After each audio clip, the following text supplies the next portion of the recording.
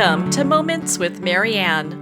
This is your host, Marianne Pastana, and we're here today with special guest, Greg Marcus, who's here to share with us his new book, The Spiritual Practice of Good Actions, Finding Balance Through the Soul Traits of Mussar.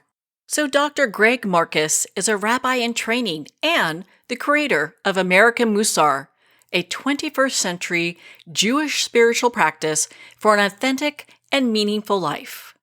He is a recovering workaholic who has been practicing and teaching Mussar for almost 10 years. Greg offers guidance on how to lead a life of mindful harmony and spiritual integrity, drawn upon Jewish teachings and contemporary wisdom alike. He has a PhD from MIT and worked for 10 years as a marketer in Silicon Valley and was a stay-at-home parent. So welcome to the show, Dr. Greg Marcus. Thank you, Marianne. I'm delighted to be here. My goodness, what an honor it is to have you here and to talk about your new book. What inspired you to write this? I came across this practice about 10 years ago, and it started as a work-life balance practice for me. I was a bit of a workaholic, and I discovered this practice of Jewish mindfulness that helped me kind of bring balance into my life.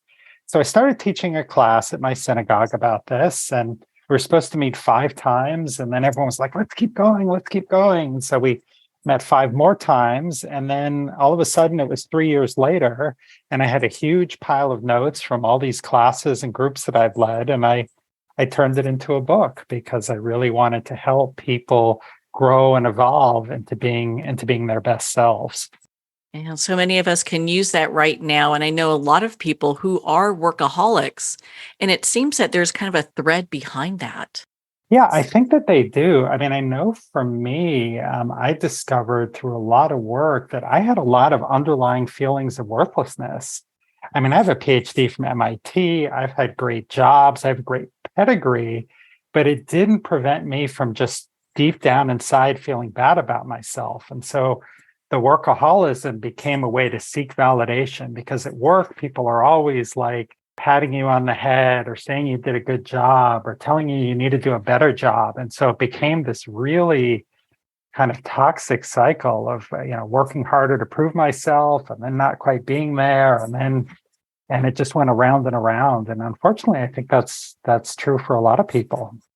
It seems so many of us are being kind of you're pulling on that those feelings of unworthiness and I'm not doing good enough. And so it's interesting how all that plays into, in many ways, of kind of exhausting ourselves to try to prove something to who knows who. Yeah, and the workplace culture, they kind of play upon this, and they sort of really try to get you wrapped up into the mission of the company or the mission of the work. And those can be important contributions, but if that becomes like the most important thing in your life, and my whole identity and my whole self-worth depends upon what happens, in my performance review or what my boss and my colleagues say to me on a day-to-day basis, that's taking away from other parts of our life, which can, in the long run, be much more meaningful and fulfilling. Well, you mentioned earlier just the amazing background that you have. You're a high scholar. When we look at the spiritual journey that you're on, where did that come into play? How did that happen? Yeah, it kind of actually, in a strange way, grew out of my workaholism, because I was working at a really cool company, and I was really dedicated to this mission of sort of changing the way medicine was done through these biotech tools that I was managing. And I got so dedicated that I was working 90 hours a week, which was just terrible for my health and for my family relationships. And I was in charge of a very important product line, and there were all kinds of problems and issues. And we all canceled all of our vacations to kind of get this product out on time. And then it flopped in the marketplace. There were all kinds of problems. It didn't work very well. And everybody blamed me. And I was publicly humiliated by the president of the company. I went to a trade show and saw our best customer give a terrible talk about the product, and I had to tap dance all day, telling people we would have fixes and we would take care of it all. And then that night, as I was walking to a bar with some friends to blow off some steam, I got a call from my mother who told me that my grandmother had died. And I was very close with my grandmother, but I was so like wrapped up in this work that I almost didn't attend the funeral. And they delayed the funeral so I could attend, and it was really a dark time for me.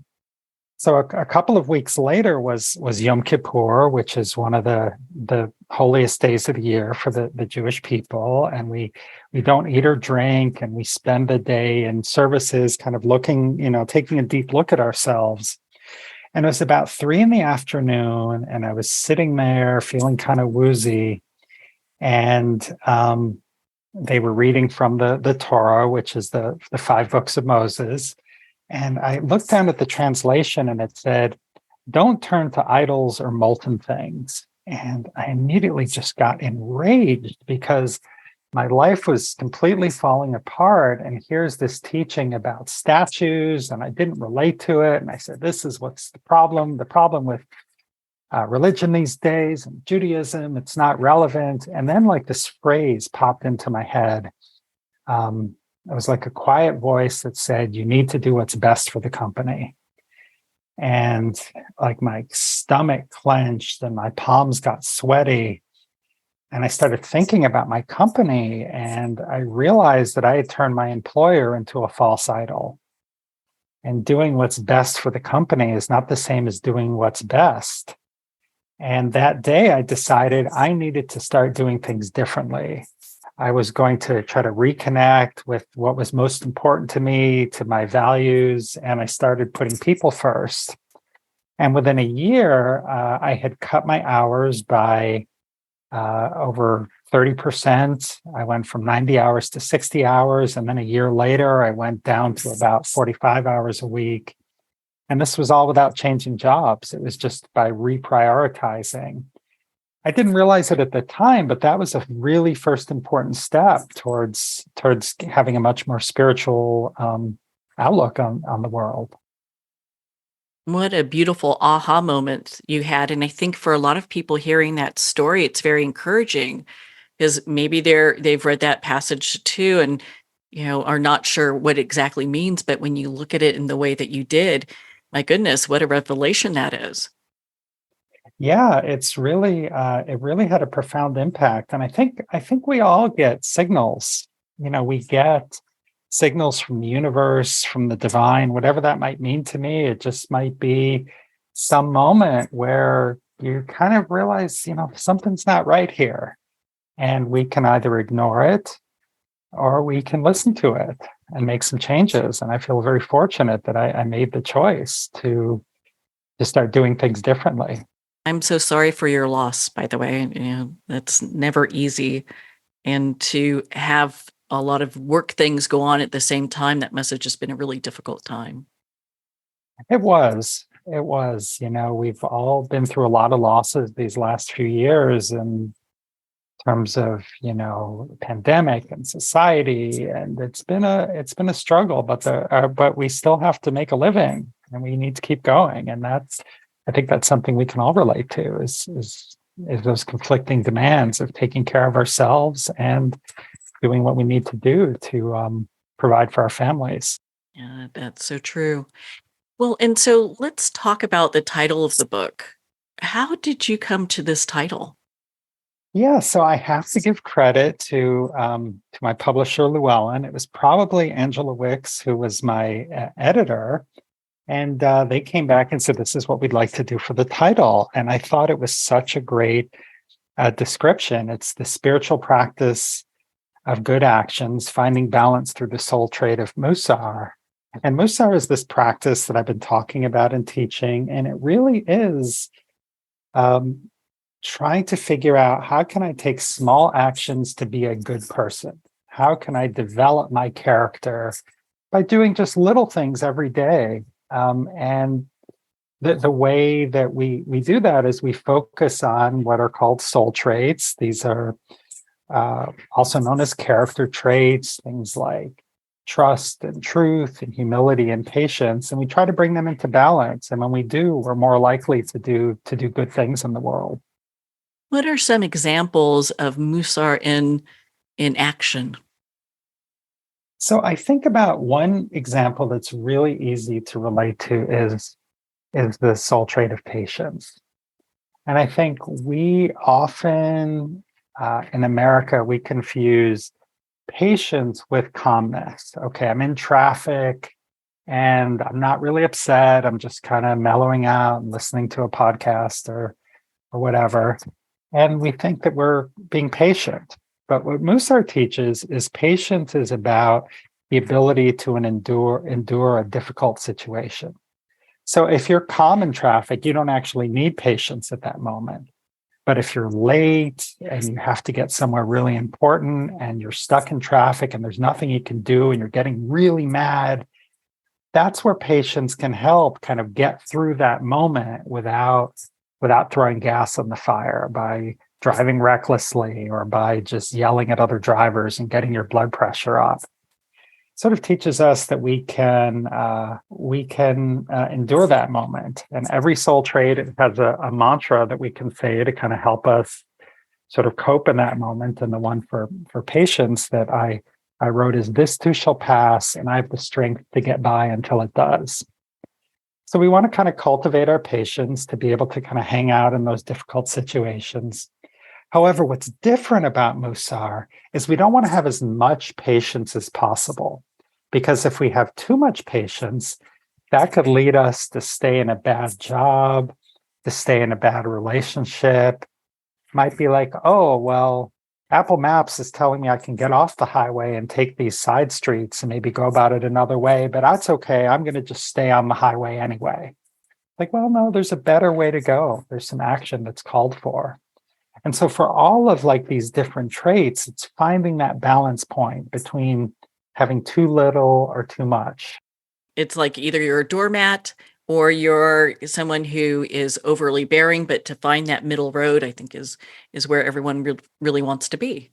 Yeah, absolutely. And it's can be just so refreshing to kind of look at some of these traits and realize like, oh wow, there is like again for patients, I have one of my former students and he said he went home and he said to his wife, "Oh, I'm a really patient person." And she laughed at him and said, "No, you're not. You're not patient at all."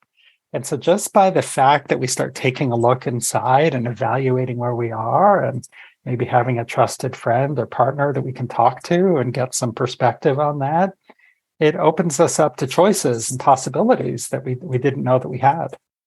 So you mentioned soul trait. So what are those? Yeah, so if you think about the soul, it's something that like philosophers and theologians have been kind of trying to understand for thousands of years.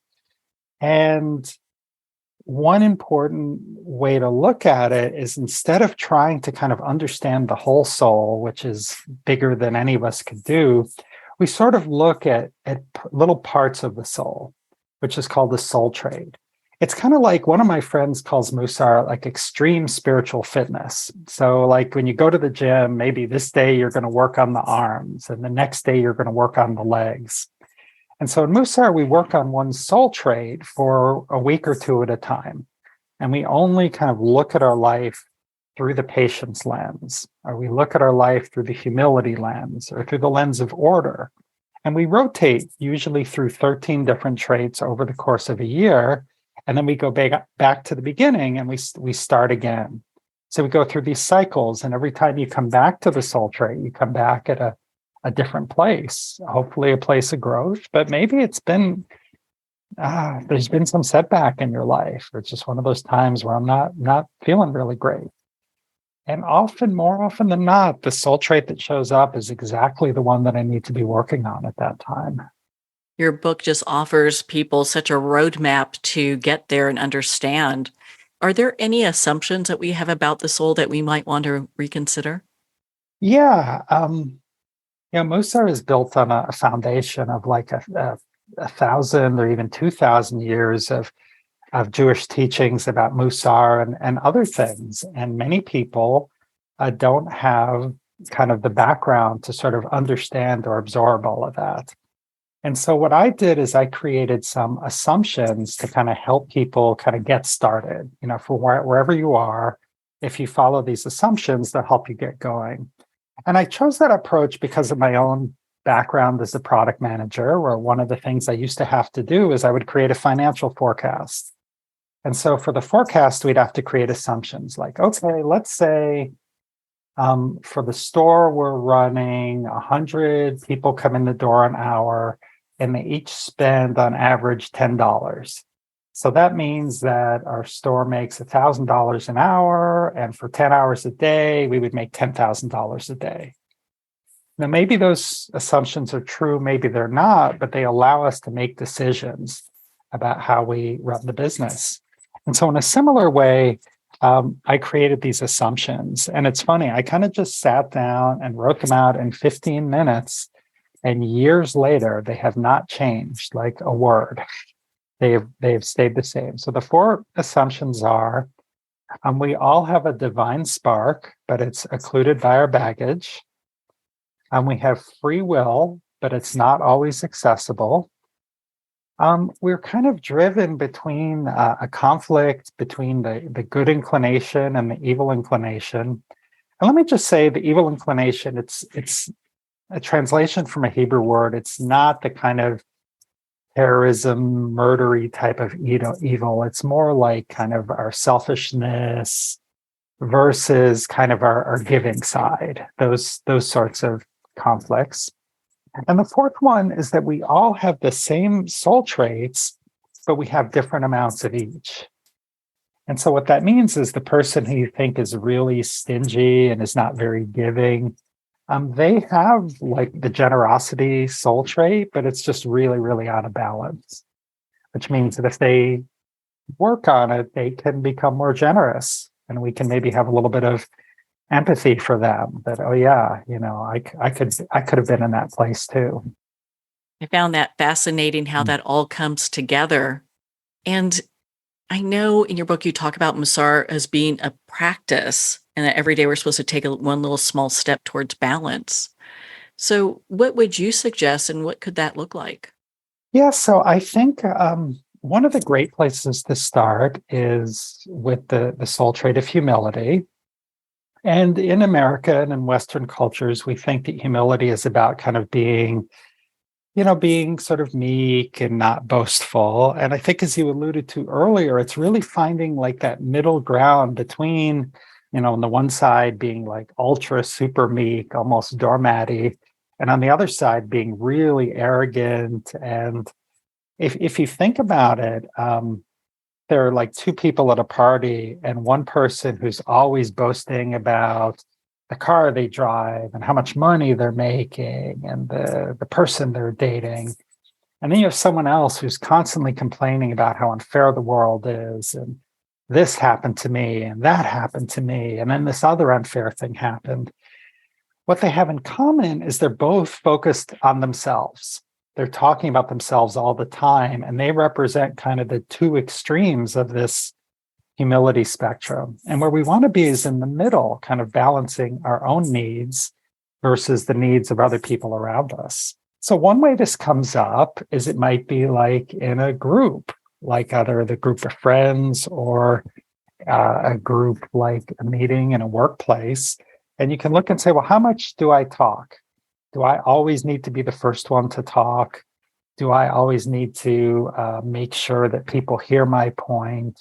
And that's a sign that maybe you have a little bit too much humility because you're taking up a lot of space in the room. On the flip side, you might look and say, boy, I'm always afraid to ask questions.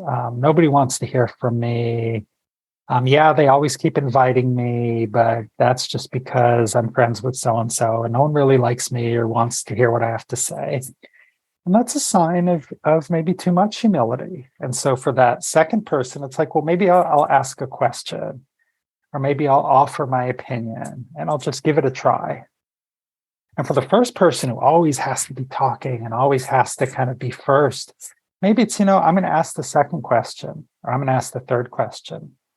it's not to make this dramatic change, like suddenly, if I'm the quiet one, I need to become the life of the party. No, that's too much. That's too big a change. But asking one question to one person privately, that's a step that anyone can take. So it's all about finding what's that right next step for me to help me move towards balance.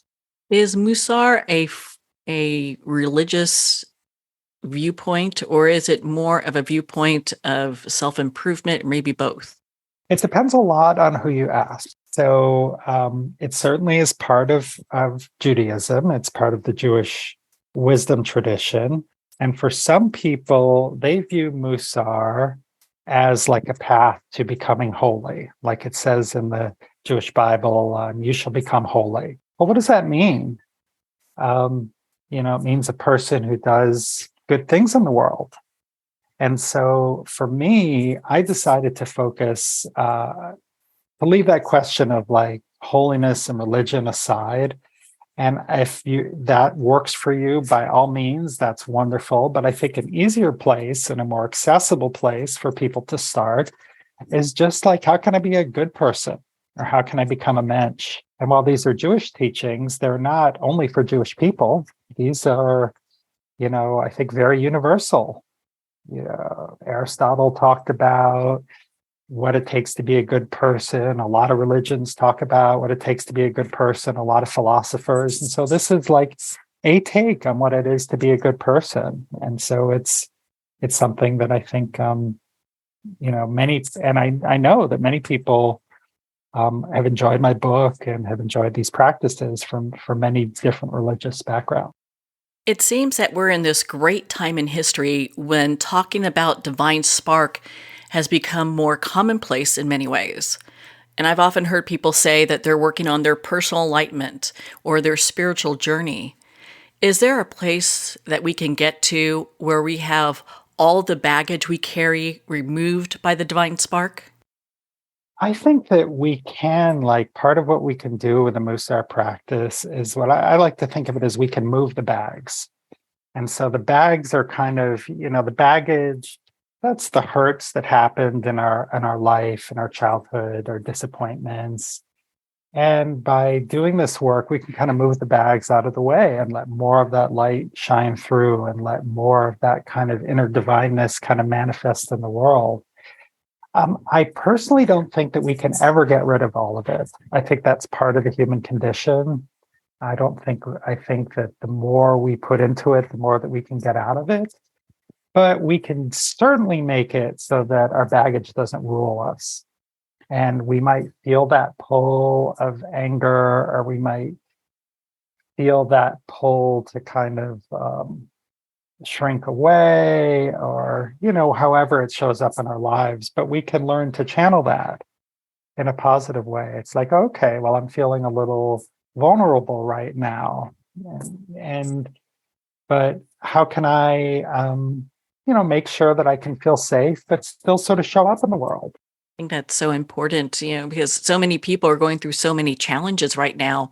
And to be able to use the principle of Mussar and look at that challenge in a new light, I think makes such a huge difference. With every challenge, there comes an opportunity for growth. And it may not feel like it at the moment. And sometimes I'm kind of rolling my eyes and it's like, really, I have to get another growth opportunity. I need to get this lesson this way again. But sometimes we find ourselves in like that same situation over and over again, where we seem to be getting that same lesson over and over again. And another Mussar teacher, someone who I've learned from by the name of Marianne, he says that we each have our own spiritual curriculum, and we're going to get these lessons again and again until we learn how to deal with them. And that's not to say that everything that happens in the world is, for a reason. And sometimes horribly tragic things like illness show up. And at the same time, we can learn from that in the end. We can make the most of that opportunity, whatever opportunity for life that we're given. I understand that you have free weekly Mussar gatherings that you do. I'd love to hear more about that. Yeah, so they started a couple of years ago at the beginning of the pandemic, like right when everything was was shutting down and everybody was at home and scared and upset. And I just said, we need to come together. So I just called the meeting and emailed people on my list, and a bunch of people showed up, and we talked about how Mussar might help us kind of cope with what was going on. And that was almost 3 years ago, and we've been meeting weekly ever since. And it is really it's become a wonderful group of people who we're sharing a journey together. I lead the group, but I don't consider myself a teacher. I consider myself a facilitator, where we're all working on patients together that week. And we'll kind of share, how does it show up in my own life? And sometimes we share in the group, and then I create little breakout rooms where people can go privately just to talk to one or two other people, and they can really share in a more vulnerable way what's happening with them. And then we come back together and we talk about sort of the insights we learned. And there's a little bit of classic Mussar texts that we learned from. And what's so beautiful is we've actually become a bit of a community. And I didn't realize that until, unfortunately, about a year ago, someone died in the group. And we had, we were all crying together, and people who'd never met in person, and people living in all different parts of the country. And being vulnerable with other people, being with other people who are looking to kind of grow along a similar path that you're growing, can be very connecting and very inspiring. My goodness, Greg, you're such an inspiration. Where can our listeners connect with you and learn more about your work and be part of your community? Well, I would invite everyone to come to AmericanMussar.com. It's MUSSAR.com. You can sign up for my email list. You'll get the Zoom link to come join us if you wish. And I would love, there's some free tools there. There's a little free soul trait quiz where you can kind of evaluate where you are in balance across different traits. So I would love to hear from you. So please come by AmericanMussar.com and reach out. Well, Greg, thank you so much for taking the time to be on the show with us here today. You're very welcome, Marianne. It's been a pleasure. Well, thank you, Dr. Greg Marcus. It's been such an honor to spend this time with you and to talk about your new book, The Spiritual Practice of Good Actions. The Spiritual Practice of Good Actions is available at Amazon, Barnes & Noble, and everywhere books are sold. And remember, support our indie bookstores. If you don't see it on the shelf with them, just ask for them to order it. On that note, we're going to pause here for a quick moment, and we'll be right back after this message.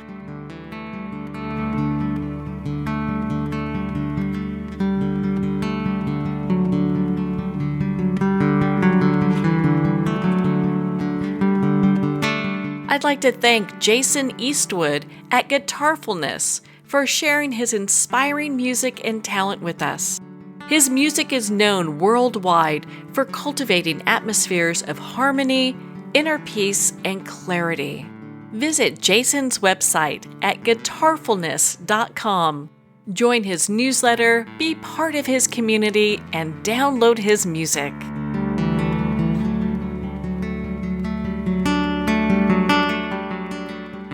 Well, we're at the end of our time today. I'd like to thank everyone for tuning in. You've been listening to Moments with Marianne, where we make every moment count.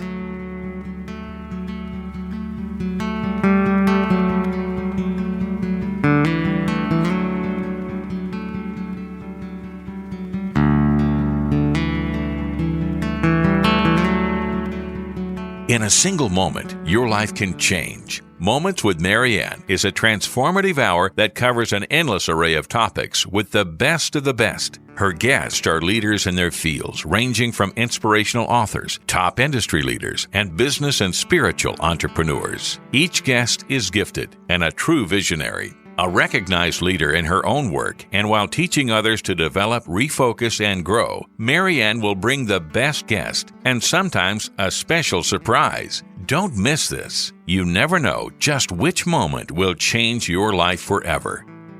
Make sure to tune in and visit momentswithmarianne.com for more information.